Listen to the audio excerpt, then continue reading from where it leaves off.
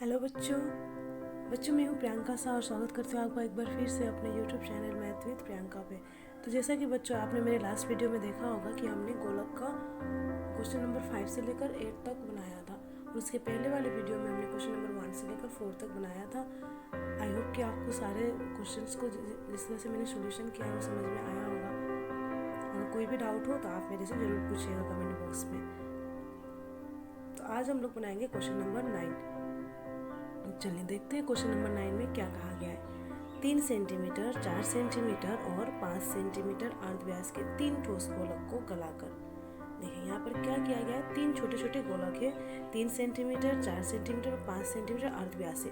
तीनों का अर्धव्यास क्या है, अलग अलग है। ठीक है, एक का 3, एक का 4 और एक का 5। उन्हें गलाकर क्या किया जा रहा है, एक बड़ा सा गोलक बनाया गया है। अब हमें करना है क्या है, बड़े गोलक का अर्धव्यास हमें निकालना है। ठीक है बच्चों, आई होप आपको क्वेश्चन समझ में आ गया है। चलिए फिगर, सबसे पहले हम लोग फिगर ड्रॉ करते हैं। फिगर से समझना हमें आसान हो जाता है ना।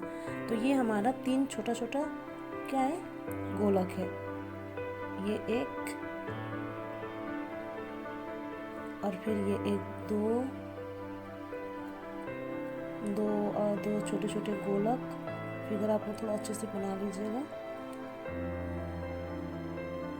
ये 3 गोलक हो गया और इसका अर्धव्यास कितना है, 3 सेंटीमीटर। इसका अर्धव्यास है 4 सेंटीमीटर। इसका अर्धव्यास है 5 सेंटीमीटर, है ना।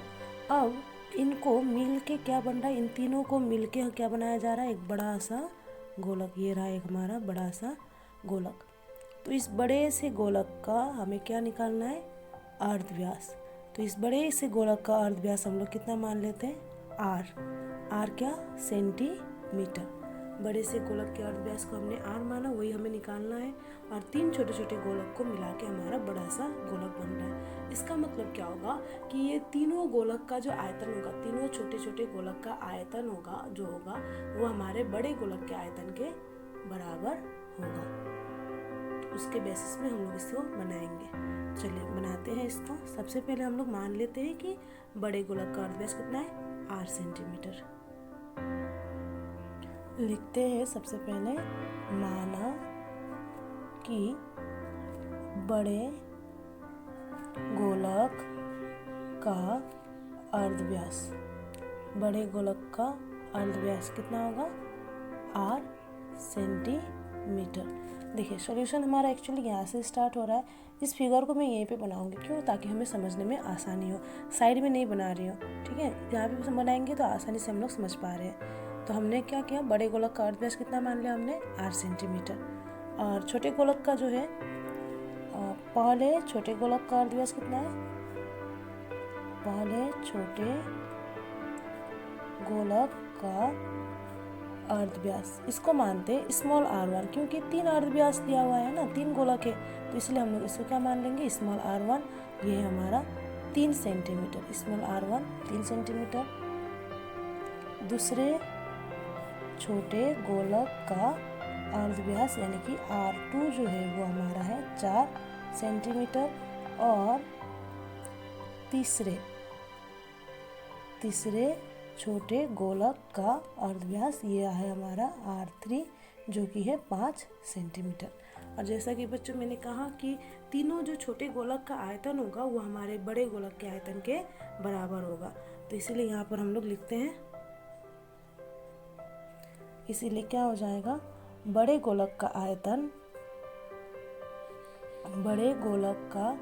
आयतन जो होगा वो बराबर होगा किसके, तीनों छोटे गोलक के आयतन के योगफल का, आयतन के योगफल। ठीक है, तो बड़े गोलक का आयतन हमारा कितना हो जाएगा, 4/3 पाई कैपिटल R3, क्योंकि बड़े गोलक का अर्धव्यास हमने R माना है। और छोटे गोलक का आयतन, 3 छोटे गोलक है, तो पहला वाला का हो जाएगा 4/3 पाई R1 क्यूब। दूसरे वाले का हो जाएगा 4/3 पाई R2 क्यूब, क्योंकि 3 का हमने अलग अलग माना है, R1 R2 R3। और तीसरे वाले का हो जाएगा 4/3 पाई R3 क्यूब। इसको जो है जैसा है वैसे ही लिख दीजिए, 4/3 पाई आर क्यू। इसमें से आप क्या कीजिए 4/3 पाई को कॉमन आउट कर लीजिए, क्योंकि तीनों में 4/3 पाई है, इसको कॉमन आउट कर लीजिए तो आपका बच जाएगा R1 cube plus R2 cube plus R3 cube. देखिए यहाँ पे 4/3, यहाँ पे 4/3 कैंसिल, इधर पाई कैंसिल। आप लोग को पता होगा कि इक्वल टू के इधर और उधर अगर साइन सेम रहे तो वो क्या हो जाएगा, कट जाएगा। और ये देखिए 4/3 को अगर मैं इधर भी भेजूंगी तो ये उलट के क्या हो जाएगा 3/4, ऑटोमेटिक कट जाएगा। तो इसलिए मैंने क्या कर दिया, इसी यहाँ पर ही मैंने इसे काट दिया। अब इनका वैल्यू पुट करते हैं। आर क्यू तो हमें निकालना ही है, तो इसको ऐसे ही रखते हैं। अब इस R1 का वैल्यू कितना है 3 का क्यूब, R2 का वैल्यू है 4 का क्यूब, R3 का वैल्यू है 5 का क्यूब। यहाँ पे हमने सबका वैल्यू लिखा हुआ है। करते हैं solution. R Q is equal to ये हो जाएगा 3 का क्यूब 27, 4 का क्यूब 64, 5 का क्यूब हो जाएगा 125। ठीक है, नेक्स्ट हम लोग करते हैं आर क्यूब बराबर कितना हो जाएगा, तीनों को प्लस कीजिए, 5 4 9 and 7 16, 1 2 3 6 9 2 11 and 1 1 2। R cube equal to हमारा कितना आ गया 216। लेकिन बच्चों हमें आर क्यूब का वैल्यू नहीं चाहिए, हमें चाहिए आर का, यानी कि अर्धव्यास का हमें वैल्यू चाहिए। तो यहाँ पे क्यूब को हटाने के लिए हम क्या कर सकते हैं, मैं थोड़ा सा यहीं पे बना रही हूँ। ठीक है, इसको आप क्या करो, आर क्यूब जो है इसको इक्वल टू ये 216 किसका क्यूब है 6 का क्यूब। आप 6 इंटू 6 इंटू 6 6 इंटू 6 इंटू 6 यानी कि 6 6 जा 36 एंड 36 6 जा 216 होता है। तो 216 हमारा 6 का क्यूब है। तो देखिए ये क्यूब और ये क्यूब आपस में कैंसिल हो जाएगा और आर इक्वल टू हमारा कितना आ जाएगा 6। ठीक है, आगे हमारे बड़े गोलक का अर्धव्यास, अतः बड़े गोलक का अर्धव्यास कितना होगा 6 सेंटीमीटर। तो यहाँ पे हम लोग लिख देते हैं, अतः बड़े गोलक का अर्धव्यास 6 सेंटीमीटर होगा। ये रहा हमारा आंसर। ठीक है बच्चों, काफ़ी आसान था क्वेश्चन नंबर 9। नेक्स्ट हम लोग करेंगे क्वेश्चन नंबर 10। देखते हैं क्वेश्चन नंबर 10 में क्या कहा गया है। एक अर्ध गोलाकार गुंबज के आधार का व्यास है 42 डेसीमीटर। एक अर्ध गोलाकार गुंबज, जैसे कि आप लोगों ने गुंबज देखा होगा है ना, कैसा होता है। चलिए ड्रॉ करते हैं एक अर्ध गोलाकार गुंबज, कुछ इस तरह से इधर गोल और फिर यहाँ से कुछ इस तरह, है ना, थोड़ा सा हम ठीक से नहीं बनाए। इस तरह से ये अर्ध गोलाकार गुंबज हो गया और इसका व्यास दिया है हमें 42 डेसीमीटर, 42 डेसीमीटर हमें इसका व्यास दिया हुआ है। क्या है ये, हमारा व्यास है, अर्धव्यास नहीं है बच्चों, ये है व्यास। 42 डेसीमीटर इसका व्यास है। और गुंबज की ऊपरी तल को रंग करने में, गुंबज का ऊपरी तल इसको रंग किया जा रहा है, ये ऊपर जो तल है इसे रंग किया जा रहा है। ठीक है, रंग करने में 35 रुपये प्रति वर्ग मीटर की दर से कितना खर्च पड़ेगा। मतलब 1 वर्ग मीटर को रंग करने में 35 रुपये खर्च हो रहा है। तो इसका पूरा क्षेत्रफल कितना होगा, ये कौन सा तल है हमारा पार्श्व तल यानी कि वक्र तल। तो सबसे पहले हमें क्या करना होगा, पार्श्व तल या वक्र तल का क्षेत्रफल निकालेंगे इसका। उसके बाद उसको हम लोग 35 से मल्टीप्लाई करेंगे, क्योंकि यहाँ पे बोला ही गया है संपूर्ण तल को रंग नहीं किया जा रहा है, बस इस ऊपरी तल को रंग किया जा रहा है ना। ये तो इसे भी खाली रहता है यहाँ पर, है ना, तो इसे रंग कर रहे हैं। तो ये तो हमारा वक्र तल हो गया। तो वक्र तल को रंग करने में पहले वक्र तल का क्षेत्रफल हम लोग निकालेंगे पहले, फिर उस वक्र तल को रंग करने में कितना खर्च होगा उसको निकालेंगे। चलिए बनाते हैं, शायद आपको समझ में आ जाए, नहीं समझ में आए तो पूछिएगा। सॉल्यूशन हम लोग लिखते हैं, क्या दिया हुआ है, अर्ध गोलाकार गुंबज के आधार का व्यास, अर्ध गोलाकार गुंबज के आधार का व्यास कितना दिया हुआ है हमें 42 डेसीमीटर। इसका हम लोग अर्धव्यास निकाल लेते हैं। देयरफॉर अर्धव्यास हमारा कितना हो जाएगा 42 का हाफ, अर्धव्यास यानी कि R, ये होगा 42 बाई 2 डेसीमीटर, तो ये हो जाएगा आपका 21 डेसीमीटर। बच्चों ये डेसीमीटर जो है ना, इसे हम लोग मीटर में कन्वर्ट कर लेते हैं। क्यों? क्योंकि यहाँ पर देखिए प्रति वर्ग मीटर बोला है, प्रति वर्ग डेसीमीटर नहीं, प्रति वर्ग मीटर बोला है, तो इसलिए हम लोग मीटर को हम लोग क्या करते हैं, डेसीमीटर में कन्वर्ट कर लेते हैं।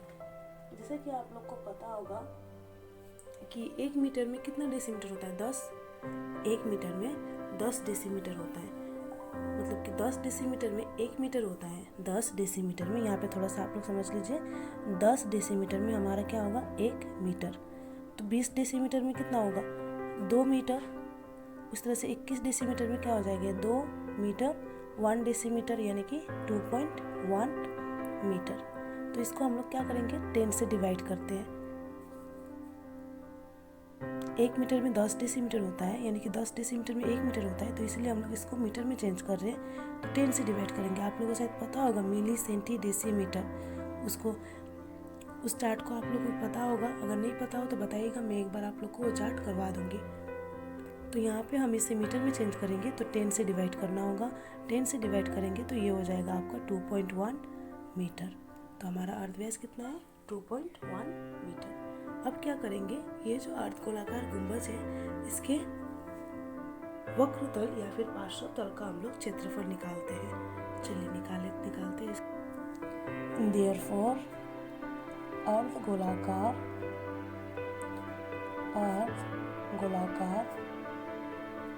गुंबज के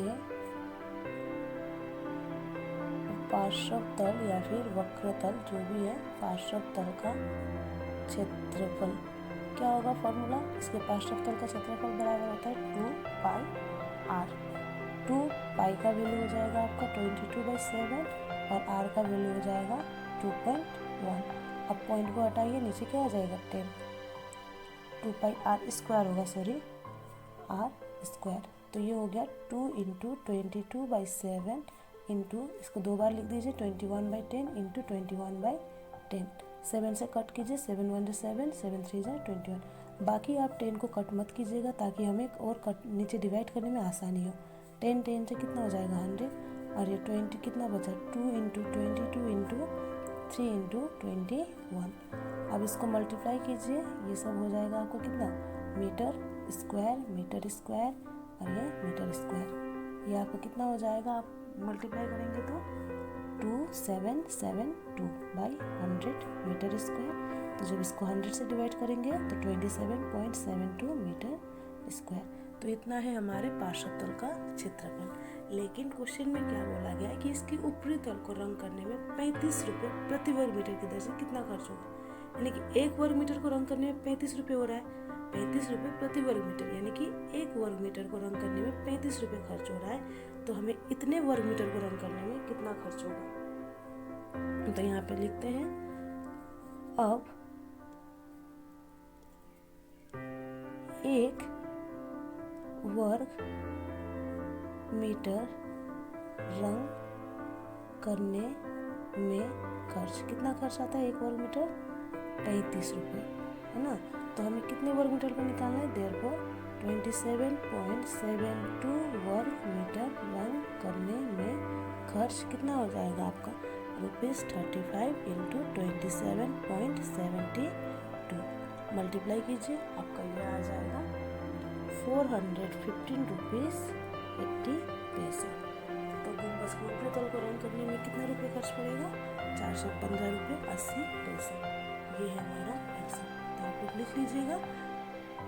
अतः 35 रुपये प्रति वर्ग मीटर की दर से ऊपरी तल को, गुंबज के ऊपरी तल को रंग करने में 415 रुपये 80 पैसा खर्च पड़ेगा। तो यहाँ पे लिख लेते हैं हम लोग, अतः 35 रुपये प्रति वर्ग मीटर की दर से गुंबज के ऊपरी तल को रंग करने में कितना खर्च होगा, 415 रुपये 80 पैसा खर्च होगा। ये रहा हमारा आंसर। ठीक है, चलिए आगे करते हैं क्वेश्चन नंबर 11। देखते हैं क्वेश्चन नंबर 13 में क्या कहा गया है। क्वेश्चन नंबर 13 में कहा गया है कि एक धातु के पत्थर से तैयार दो खोखले गोलक, कितने गोलक, दो खोखला गोलक है ये, नॉर्मल गोलक नहीं, ये है खोखला गोलक। तो इसका जो फिगर होगा वो क्या होगा, गोलक के अंदर गोलक वाला फिगर बनेगा। तो उसमें से दोनों गोलक का व्यास हमें दिया हुआ है 21 सेंटीमीटर और 17.5 सेंटीमीटर हमें दोनों गोलकों का व्यास दिया हुआ है। अब हमें क्या करना है कि दोनों गोलकों को बनाने में जितने परिमाण में धातु लगेगा उसका अनुपात ज्ञात करना है। तो यहाँ पर हमें क्या करना होगा, इसके समग्र तल के क्षेत्रफल का अनुपात हमें ज्ञात करना होगा। याद रखिएगा यहाँ पर आयतन नहीं, हमें समग्र तल के क्षेत्रफल का अनुपात निकालना होगा, वही होगा हमारा आंसर। सबसे पहले हम लोग फिगर ड्रॉ करते हैं इसका, ठीक है। एक खोखला गोलक होगा तो खोखला गोलक किस प्रकार से होगा, एक बड़ा गोलक कुछ इस तरह से, है ना, कुछ इस तरह से, ये रहा हमारा बड़ा सा गोलक, और फिर बनाते हैं एक छोटा सा गोलक। गोलक खोखला गोलक बोला गया है तो कुछ इस तरह से बनेगा ये, तो ये रहा इसका इस तरह से, और दूसरे वाले का भी हमें कुछ इस तरह से बनाना होगा, ये रहा हमारा दूसरा वाला। अब दोनों का हमें क्या दिया हुआ है, अर्धव्यास दिया हुआ है। तो इसका जो अर्धव्यास होगा, छोटे गोलक का अर्धव्यास वो है 17.5 सेंटीमीटर, और हमारा बड़े गोलक का जो व्यास है वो है हमारा 21 सेंटीमीटर, ठीक है। पहले सॉरी, ये हमें व्यास दिया हुआ है, अर्धव्यास नहीं है, दोनों गोलकों का व्यास दिया हुआ है। तो व्यास कुछ इस तरह से हम लोग ड्रॉ कर लेते हैं इसको, यहाँ से इधर, है ना, जो हमारे सेंटर से पास होता है वही हमारा व्यास होता है, और इसको कुछ इस तरह से ड्रॉ कर लेते हैं। इसका व्यास है 17 और बड़े वाले का व्यास है 21 सेंटीमीटर। चलिए पहले हम लोग इसका अर्धव्यास निकालते हैं, सॉल्यूशन लिखते हैं। बड़े गोलक का व्यास, बड़े गोलक का व्यास कितना दिया हुआ है हमें, 21 सेंटीमीटर। तो इसीलिए हम क्या को निकालेंगे, अर्धव्यास। यहाँ पर भी दो अर्धव्यास होगा, तो इसीलिए हम लोग एक को कैपिटल आर और एक को स्मॉल आर मान लेते हैं। तो इसका अर्धव्यास हो जाएगा 21/2 सेंटीमीटर, यानी कि 21 का हाफ कितना हो जाएगा, 10.5 सेंटीमीटर।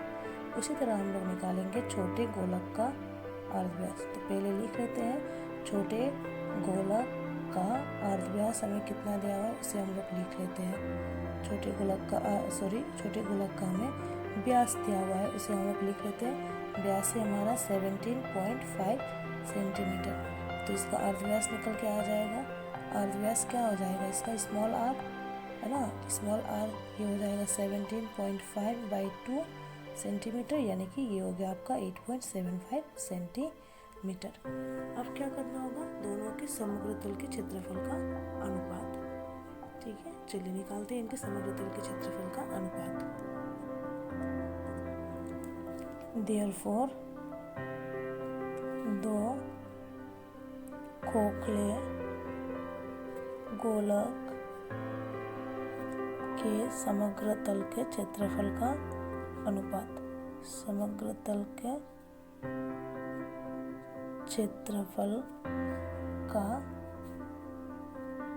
अनुपात क्या हो जाएगा, पहला जो गोलक है वो हमारा है 4 पाई कैपिटल आर स्क्वायर, और छोटा जो गोलक है वो हमारा है 4 पाई स्मॉल आर स्क्वायर। तो देखिए इसमें 4 पाई और इसमें 4 पाई, ये कैंसिल हो गया, बचेगा कितना, कैपिटल आर स्क्वायर और ये स्मॉल आर स्क्वायर। अगर अनुपात में दिया रहता है तो उसे हम लोग इस तरह से डिवाइड में लिख ही सकते हैं, R square by small R square. तो कैपिटल आर का वैल्यू हमारा कितना है, 10.5 स्क्वायर, पॉइंट को हटाते हैं नीचे क्या आ जाएगा, 10। उसी तरह से स्मॉल आर का वैल्यू है हमारा 8.75 स्क्वायर, क्योंकि स्क्वायर है, ये रहा स्क्वायर। और उसी तरह से यहाँ पर पॉइंट को हटाएंगे नीचे क्या आ जाएगा, 100, पॉइंट के बाद 2 नंबर, इसलिए यहाँ पर 2 जीरो।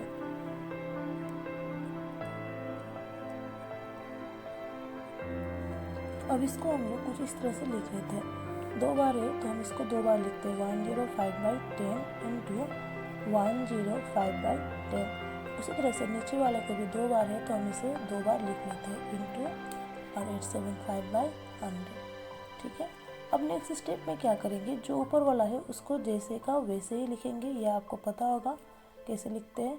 और नीचे वाला जो है जब ऊपर जाता है तो क्या हो जाता है, उलट जाता है। 100/875 और ये भी 100/875। तो इसमें एक जीरो, ये एक जीरो कैंसिल हो गया, 2 जीरो, ऊपर 2 और नीचे 2 जीरो। चलिए नेक्स्ट 25 से हम लोग करते हैं। 25 4 जा 100 एंड 25 3 जा 75, तो ये हो जाएगा 25 5 जा 125। फिर 7 से कीजिए, 7 से इसको और इसको, 7 5 जा 35 और 7 21 जो हो जाएगा, सॉरी 7 15 जो हो जाएगा हमारा 105। ठीक है। और फिर से 7 से इसको कीजिए, 7 1 जा 7, 7 2 जा 14, 7 5 जा 35 और 7 से फिर इसको कीजिए, ये हो जाएगा आपका 15। 5 1 जा 5, 5 3 जा 15, फिर इसको 5 से कीजिए, 5 3 जा 15, 5 2 जा 10, 5 5 जा 25। तो ऊपर हमारा बचा 3 × 3 × 4 और नीचे 25, यानी कि 36/25, यानी कि 36/25, ये हो जाएगा 36:25। तो उनके दोनों के समग्र तल का अनुपात कितना हो जाएगा, 36:25। तो इसको आप कुछ इस तरह, तो यहाँ पे आप लोग लिख लीजिए, अतः दोनों गोलकों को बनाने